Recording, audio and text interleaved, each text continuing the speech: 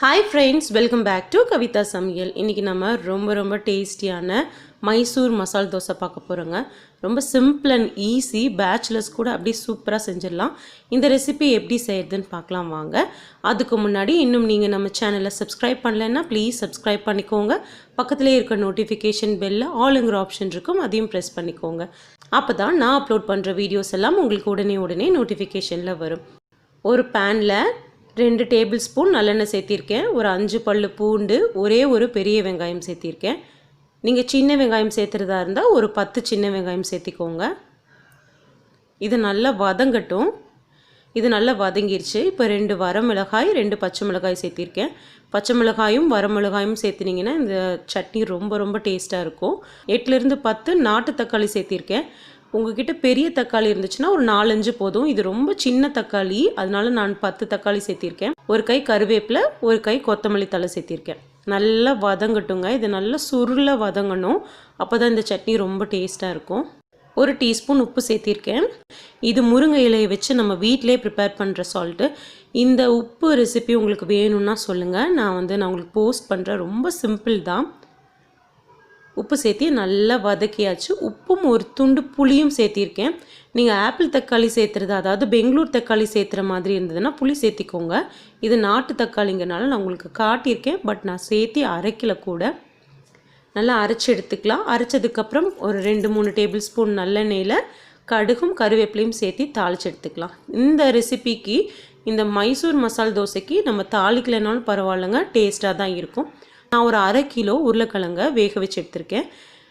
கிட்டத்தட்ட 8லேருந்து 10 மசால் தோசை நமக்கு கிடைக்கும். ஒரு பேனில் 2-3 டேபிள் ஸ்பூன் எண்ணெய் சேர்த்திக்கோங்க. கடலைப்பருப்பு 1 டேபிள் ஸ்பூன் சேர்த்துனா போதும். எங்களுக்கு கடலைப்பருப்பு ரொம்ப பிடிக்கும், அதனால நான் ஒரு 3 டேபிள் ஸ்பூன் பக்கம் சேர்த்திருக்கேன்.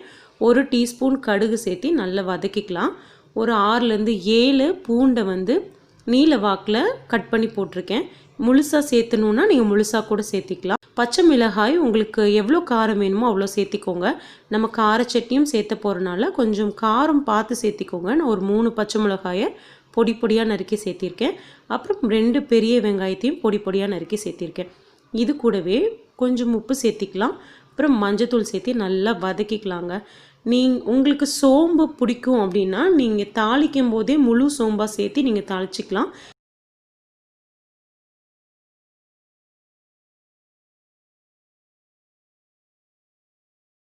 எங்கள் வீட்டில் முழு சோம்பு யாருக்கும் பிடிக்காது, அதனால ஒரு 1/4 டீஸ்பூன் அளவுக்கு சோம்பு தூள் சேர்த்தி நான் வதக்கிக்கிறேன்.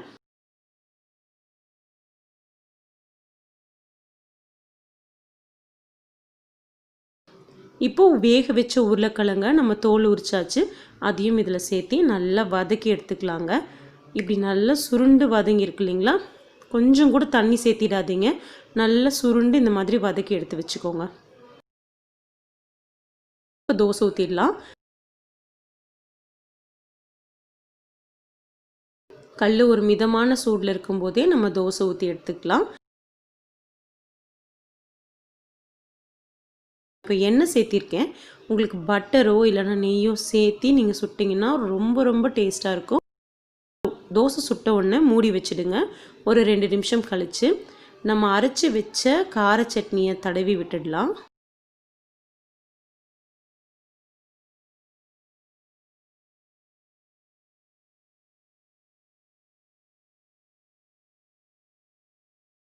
அப்புறம் நம்ம உருளைக்கிழங்கு மசாலாவை ஒரு பக்கம் மட்டும் வச்சுக்கலாம்.